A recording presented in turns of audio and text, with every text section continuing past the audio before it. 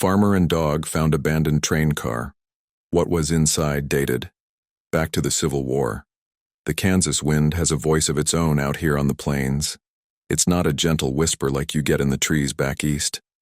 It's a low, constant moan that scours the land, carrying the scent of dry grass, distant rain, and the deep, earthy smell of cattle. It's the first thing you hear in the morning and the last thing at night. I've lived my whole 38 years listening to it, and I can tell its moods better than I can my own. That afternoon, it was restless, whipping the mane of my sorrel mare, Daisy, across her neck as we rode the west fence line. My Australian shepherd, Duke, trotted ahead, his marbled blue and brown eyes scanning everything. He's more than a dog, he's a partner. His herding instincts are sharp as barbed wire, but it's his nose for things that are out of place. That's downright uncanny. He can find a newborn calf hidden by its mama in a draw a half-mile away, or sniff out a busted water line underground before it turns into a bog. He's the silent foreman of the Callahan Ranch, and he works for beef scraps and a scratch behind the ears. We were checking the wire along the old Santa Fe spur track, a stretch of land my great-great-grandfather got as part of his Union Army patent after the Civil War. The tracks themselves were pulled up 60 years ago, but the raised gravel bed remains, a long, straight scar cutting through the rolling pasture. It's the quietest part of the ranch, a place where the history feels thin, like you could poke a finger through it and touch yesterday. The sun was starting its slow dip toward the horizon, painting the underside of the clouds in bruised shades of orange and purple. We were about a mile from the house when Duke stopped dead. His body went rigid, head cocked, ears pointed straight at a dense thicket of Osage orange and wild plum that had grown up along the track bed. A low growl rumbled in his chest, not the sharp bark he uses for coyotes, but a deeper, more uncertain sound. "What is it, boy?" I reined Daisy in. "Smell a cat?" He ignored me, his focus absolute. He took a few stiff-legged steps forward, then let out a single, sharp bark that echoed in the quiet air. It wasn't a warning. It was an announcement. Something is here. I sighed, clicking my tongue for Daisy to move forward. "Probably just a possum holed up in there, Duke. Let's get on home." But he didn't move. He barked again, more insistent this time, then looked back at me, his intelligent eyes pleading. Duke doesn't waste his breath. When he insists, I've learned to listen. I swung down from the saddle, the worn leather of my chaps creaking. The ground was soft from a recent rain. All right, I'm coming." I looped Daisy's reins over a fence post and pushed my way into the thorny tangle of brush. The Osage orange branches, armed with 2-inch thorns, snagged at my shirt and canvas jacket. It was dark and close inside the thicket, the air still and smelling of damp earth and decay. And then I saw it. At first it was just a wall of rust, a deep, angry red-brown that seemed to swallow the fading light. It took my eyes a second to make sense of the shape. It was a train car. An old wooden boxcar, not just rusted but rotten, half swallowed by the earth and the grasping limbs of the trees. It must have been 50 feet long, its paint scoured away by a century of Kansas weather, its wood warped and splintered. It had been here so long that the thicket had grown up to hide it completely from the open pasture. I'd ridden this fence line 1,000 times and never known it was here. Duke was at the side of it whining now, his nose pressed against a wide sliding door that hung crooked on its track. A thick patina of rust and lichen covered the metal fittings. He pawed at the base of it, his claws making a scratching sound on the weathered wood. A shiver went down my spine that had nothing to do with the evening chill. The place felt wrong. Forgotten things on a ranch are usually just that, a broken-down buckboard, a collapsed windmill. They're part of the landscape's memory. This felt different. This felt hidden. I put my shoulder to the door. It didn't budge. It was swollen shut in its frame.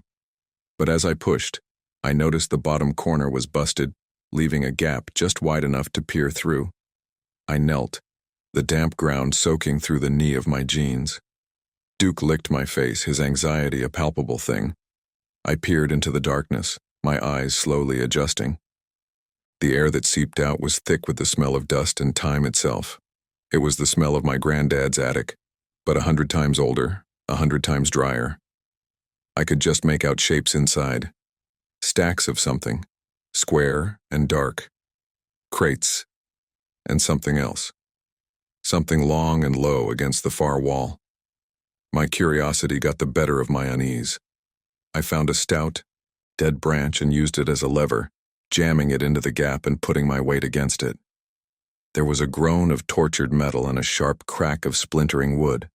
The door screeched open maybe 2 feet, just enough for a man to squeeze through. Duke shot inside before I could stop him, his nails clicking on the wooden floor. I hesitated, then pulled my phone out, switched on the flashlight, and followed him in. The beam cut a bright slash through the absolute blackness.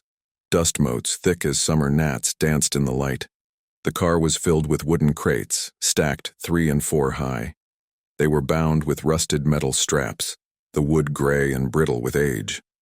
On the side of one I could just make out a stenciled emblem, a star inside a circle, faded almost to nothing, but it was what Duke was interested in that drew my eye.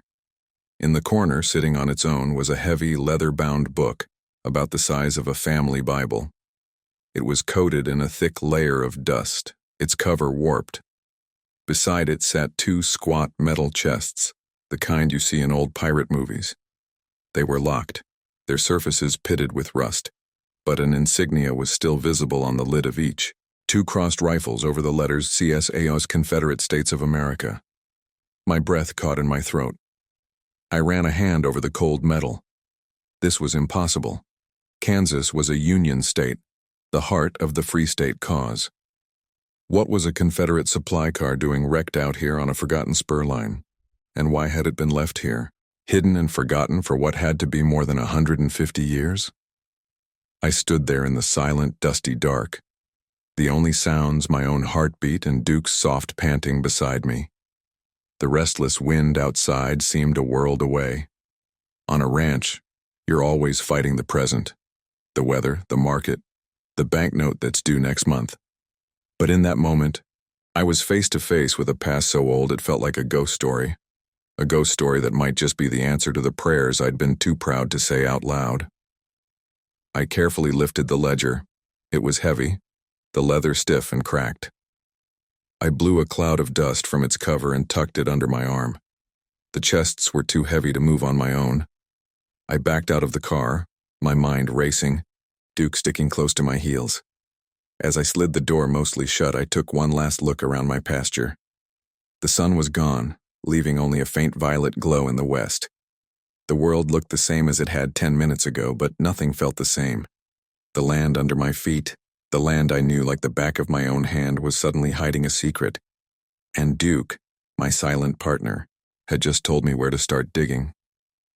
Back at the house, I set the ledger on the worn oak of the kitchen table, the same table where 4 generations of Callahans had eaten their meals, paid their bills, and planned their futures. The weight of that legacy felt heavier than usual tonight. The bank had sent another letter last week, the polite kind that isn't polite at all. Cattle prices were in the tank. Fuel was through the roof, and a late frost had killed a quarter of my hay crop. I was leveraged to the hilt, and the thought of being the Callahan who lost this place was a constant bitter taste in my mouth. Duke sat by my feet, his head on his paws, watching me with an intensity that told me he knew this was important. I wiped the cover of the book with a damp cloth, revealing the faded gold tooling. There were no words, just a simple insignia. I opened it carefully, fearing the spine would crumble. The pages were yellowed and brittle, filled with elegant, looping cursive, faded to a pale brown. The first few pages were lists. 50 rifles, Springfield model. 20 crates, hardtack. 15 barrels, salted pork. Medical supplies, laudanum, bandages, quinine. It was an inventory, a manifest for a supply run.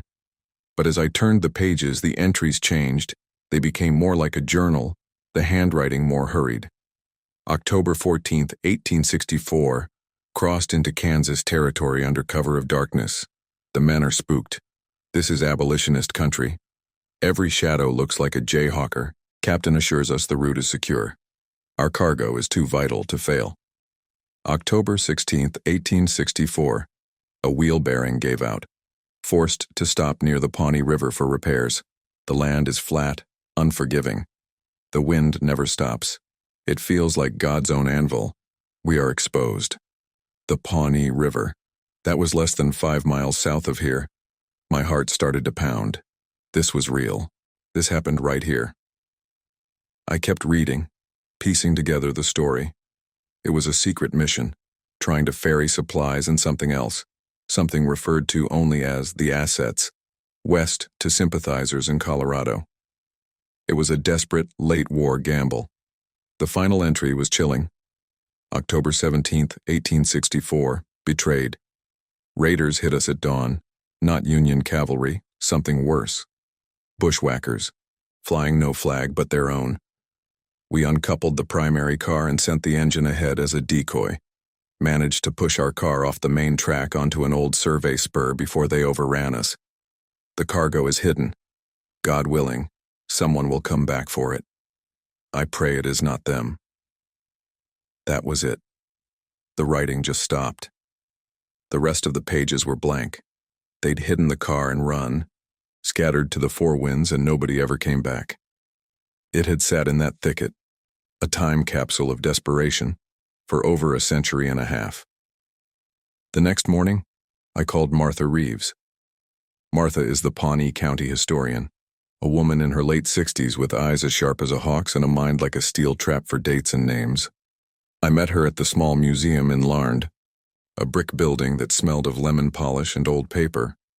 I hadn't brought the ledger, not yet. I just wanted to ask some questions. Confederate activity around here in '64? She pushed her glasses up her nose and peered at me. Possible, Jed, but highly unlikely. This was Union Army territory. Fort Larned was the main staging post for the Santa Fe Trail. The only Rebs we saw were prisoners. Now irregulars, that's another story. Quantrill's boys, Bloody Bill Anderson's crew. They raided all through eastern Kansas, but they didn't often venture this far west. What's got you so interested? I hedged. Just something my granddad used to talk about. Stories about lost gold.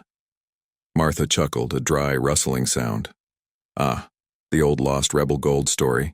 Every county in the Midwest has one. Usually involves a payroll chest buried under a lone tree that got struck by lightning.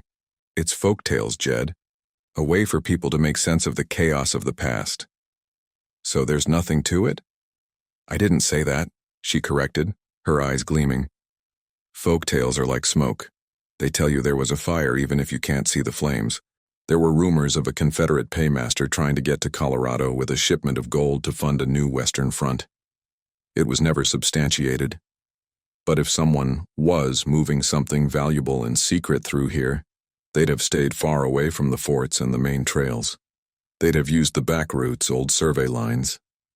She trailed off, looking at me thoughtfully. Why do you ask, Jed Callahan? You look like a man who's seen a ghost. I left the museum with more questions than answers. The idea of gold was a powerful lure, a quick fix to all my problems. But the ledger hadn't mentioned gold. It mentioned assets. That afternoon, I saw a new white pickup truck parked on the county road bordering my property. A man in a crisp polo shirt and slacks was standing by the fence, staring out at my west pasture through a pair of binoculars. He didn't look like a local. When he saw my truck approaching, he lowered the binoculars and gave me a politician's smile. Jed Callahan?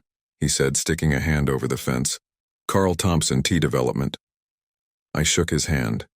It was soft and dry. Can I help you with something, Mr. Thompson? Just admiring the view, he said, his eyes sweeping over the land. You know, I've been acquiring some parcels out this way. Planning a small, exclusive development. Country living, you know. And I've noticed this back 40 of yours along the old rail bed. It's pretty marginal grazing land, isn't it? Mostly scrub and canyons. It serves its purpose, I said, my voice flat. Right, well, I'd be willing to take it off your hands. Make you a fair offer. It would square up my holdings nicely.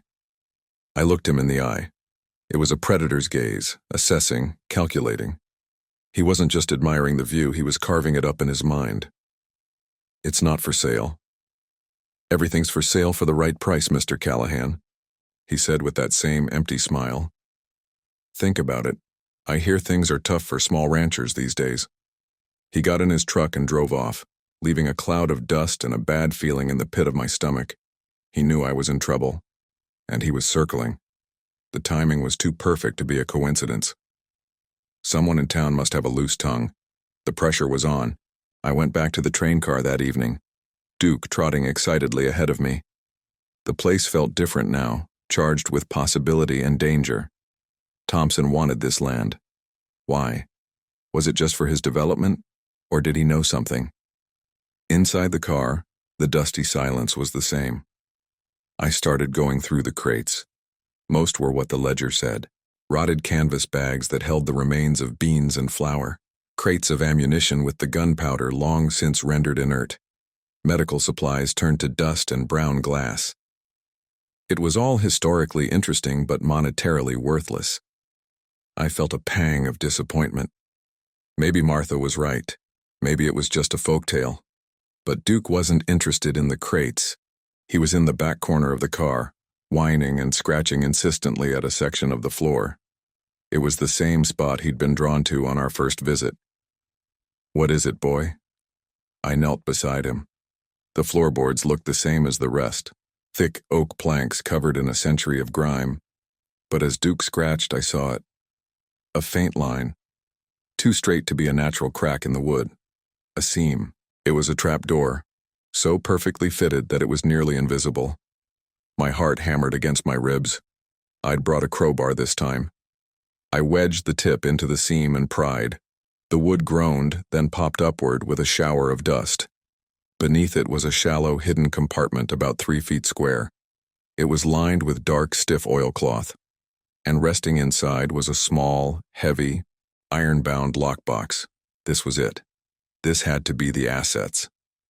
I lifted it out. It was heavier than it looked. As I stood up, a sound from outside made me freeze, the crunch of tires on the gravel of the access road. I peered through a crack in the boxcar wall. It wasn't Thompson. It was an old beat-up Ford pickup, and 2 men were getting out. They were burly, dressed in dirty jeans and flannel shirts, and they looked like they'd been in a few bar fights. I recognized them from the feed store, transient ranch hands who drifted from job to job. "I told you I saw him snooping around out here," one of them said, his voice carrying clearly in the still air. "Heard old man Callahan's about to lose his place. A desperate man'll go looking for leprechaun gold. Well, let's see if he found any." The other one grunted, and they started pushing their way through the thicket. Panic seized me. I was cornered, trapped in this wooden tomb with my discovery. I looked at the lockbox in my hands. There was no time to hide it. I had to face them. Just as they reached the opening, Duke moved. He didn't bark. He flowed past me like a gray shadow and planted himself in the doorway. A growl started deep in his chest, a sound so guttural and menacing it didn't seem possible it could come from a dog. His hackles were up, his lips curled back from his teeth. He was 100 pounds of focused fury, and he was not moving. The 2 men stopped short. "Whoa there, easy dog. He's not friendly when he's working," I said, stepping into the light, trying to keep my voice steady. I held the crowbar in one hand, the lockbox behind my back. "This is private property. You're trespassing." The first man smirked, but his eyes were locked on Duke. "We just came to see if you needed a hand, Callahan. Found yourself a little treasure chest, did you? I found a box of old junk. Now I'm telling you to get off my land before I call the sheriff." The second man took a step forward. "I don't think you will." Duke's growl escalated into a terrifying snarl. He lowered his head, his body coiled like a spring. He was ready to launch. I'd never seen him like this. He was protecting me, protecting our discovery. His raw courage gave me a backbone I didn't know I had. "Try me," I said, my voice cold. The men exchanged a look. They were tough, but they weren't stupid. They could see Duke wasn't bluffing. The first one spat on the ground. "Whatever. It's probably full of dirt anyway." They backed away slowly, their eyes still on the dog, and got into their truck. As they drove off, the first man leaned out the window and yelled, "This ain't over, Callahan. We know you got something." I stood there, my legs shaking, until the sound of their engine faded. I knelt and wrapped my arms around Duke's neck, burying my face in his thick fur. "Good boy," I whispered, my voice thick with emotion. "You saved us, Duke. You saved us."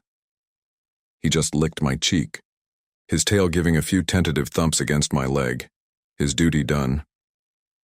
A storm was building in the west, the sky turning the color of a lead slug. The wind was picking up, no longer moaning but howling. It was a race now. I took the lockbox and the ledger and headed for the house, the first fat drops of rain splattering against the dusty ground. I had to know what was inside that box before Thompson or those thugs came back. The lock on the iron box was a simple, heavy thing, and it surrendered to the crowbar and a hammer with a shriek of protesting metal. I pried the lid open, my hands trembling with anticipation. I braced myself for the glint of gold, for the solution to all my problems lying there in a bed of velvet. But there was no gold. The box was lined with faded, fraying silk.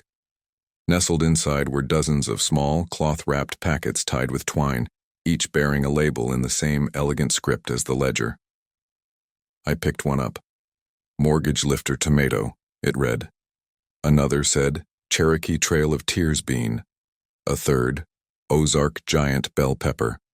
They were seeds, heirloom seeds, meticulously saved and labeled. Beneath the seeds were other items, a stack of deeds, written on crisp, watermarked paper, for tracts of land in Missouri and Texas, all purchased in 1863 and 1864 by a Confederate agent. There was a small daguerreotype of a solemn-faced woman and two small children, a silver locket containing a curl of blonde hair, and at the very bottom, a heavy family Bible with the name Major William Devereaux embossed in gold on the cover. Tucked inside the Bible was one final sealed envelope, the wax insignia of the Devereaux family crest still intact. My disappointment was a physical ache, but a deeper curiosity was already taking its place. This wasn't a treasure chest. It was a time capsule, a man's entire world, packed away in a box. I carefully broke the seal. The letter inside was addressed to whomever finds this ark. If you are reading this, then our cause is lost, and I am likely dead. My name is Major William Devereaux of the Confederate States Army. This train car was not carrying weapons of war but tools of life. We saw the tide turning against us. We knew the world we fought for was doomed to perish. This mission was not about funding a war, but preserving a civilization. In these chests and crates you will find no gold. Gold cannot feed a child or build a home. You will find the means to begin again, the seeds of the foods that have sustained our families for generations, the breeding records for our finest horses and cattle, the legal deeds to land far from the devastation, a place to plant new roots. I carried with me the future of my family and many others, an ark to ride out the flood of war. We were ambushed not by the Union, but by lawless men who smelled gold. We hid the car on this forgotten spur, hoping to return, but the land has a long memory and I fear it will hold our secret for longer than we intended. If you are a man of God and a man of the soil, I beg you to honor the legacy contained herein. Do not let it turn to dust. This is not the treasure of a nation but the desperate hope of a people. I put the letter down, a profound sadness settling over me. I looked at the picture of the woman and children, at the locket, at the seeds that held the promise of a harvest that never came. This wasn't about the Confederacy or the politics of a war fought a century ago. It was about a man, a farmer like me, trying to save his family's future, trying to protect his heritage against overwhelming odds. It was a story I understood in my bones. The next morning the storm had passed, leaving the air washed clean. Carl Thompson's white pickup was back, parked right at my gate. This time, he wasn't alone. A man with a surveyor's tripod was with him. "Morning, Callahan," Thompson said, that predatory smile firmly in place. "Just doing a little survey work. Turns out there may be an error on the old county plat maps. My deed suggests my property line extends to the center of the original Santa Fe right-of-way, which, according to my surveyor, puts that little thicket and everything in it squarely on my land." My blood ran cold. He was making a legal play for it. He must have had someone at the county clerk's office digging through the records. That land has been in my family for 150 years, and I said, my voice tight. Possession isn't ownership, as they say. We'll let the court sort it out, but I'm prepared to be generous.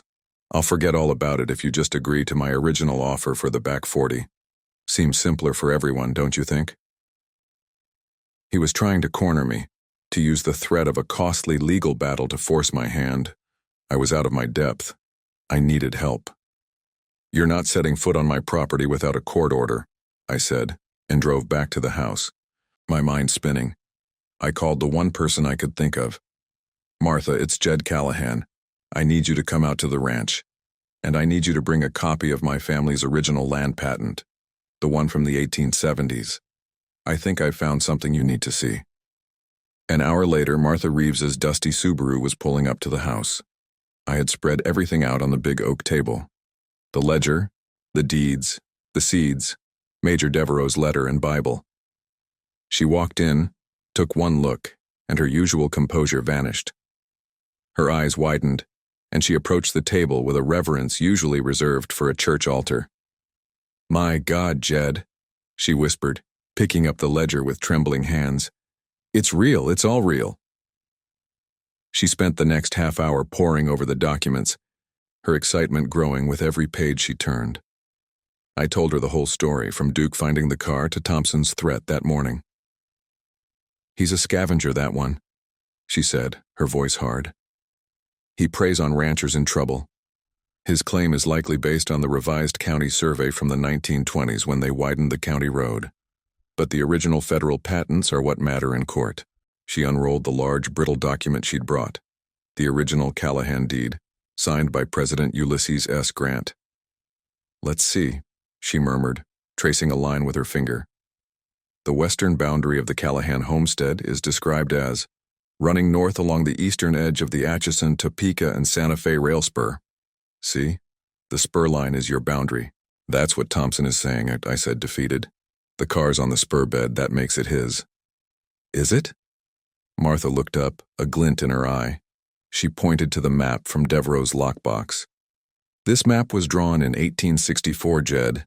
It shows the planned route for the spur where the surveyors first laid it out, but your great-great-grandfather's deed is from 1875. The Army often changed routes during construction. What if the track they actually laid isn't in the same place as the track on the Confederates' map?" We drove out to the fence line in my truck, the old deed and the Confederate map on the seat between us. Thompson and his surveyor were still there, pounding stakes into the ground. Thompson smirked as we approached. "Having a change of heart, Callahan?" "My family's deed states that the rail spur is my western boundary," I said, my voice shaking slightly. "Exactly. And that train car is sitting right on it," he said triumphantly. "Is it?" Martha said, stepping forward. "This Confederate map, drawn while the spur was under construction, shows the survey line 100 yards west of here. My guess is, when the Army laid the track, they shifted it east to avoid that rocky outcrop there. The train car isn't on the boundary, Mr. Thompson. The boundary is the derelict track, and the car is sitting a good 50 yards inside Mr. Callahan's pasture, on land that has belonged to his family since 1875. Thompson's face went pale. That's ridiculous. A Reb map? That won't hold up in any court. It's a historical document that corroborates a plausible inconsistency between a survey and the final construction," Martha shot back. "It casts more than reasonable doubt on your claim. A claim you seem to have developed only after hearing rumors about treasure." While they argued, Duke, who had been sitting patiently, suddenly got up. He trotted over to the corner fence post, a massive stone pillar that had been there as long as anyone could remember. He started whining, pawing at the base of it, digging at the dirt and grass. "Duke, knock it off," I said, distracted. But he was insistent, digging frantically now, looking back at me with that same look he'd had at the train car. "Pay attention." I walked over, my boots sinking into the soft earth. I knelt and brushed away the dirt where he'd been digging. And then I saw it. Carved deep into the stone, so weathered it was almost invisible, was a mark, a simple X inside a square. "Martha," I called out, my voice hoarse. "Come look at this." She and Thompson came over. Martha knelt, her fingers tracing the carving. She pulled the Callahan deed from its tube and scanned the dense text. Her finger stopped.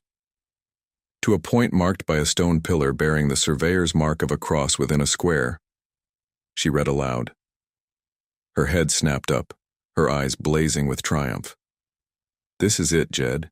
This is the original survey marker for the corner of your property. It's exactly where the deed says it should be, and it's 100 yards east of where Mr. Thompson is trying to draw his line." The land itself had proven our case. The physical proof, hidden for a century, had been unearthed by my dog.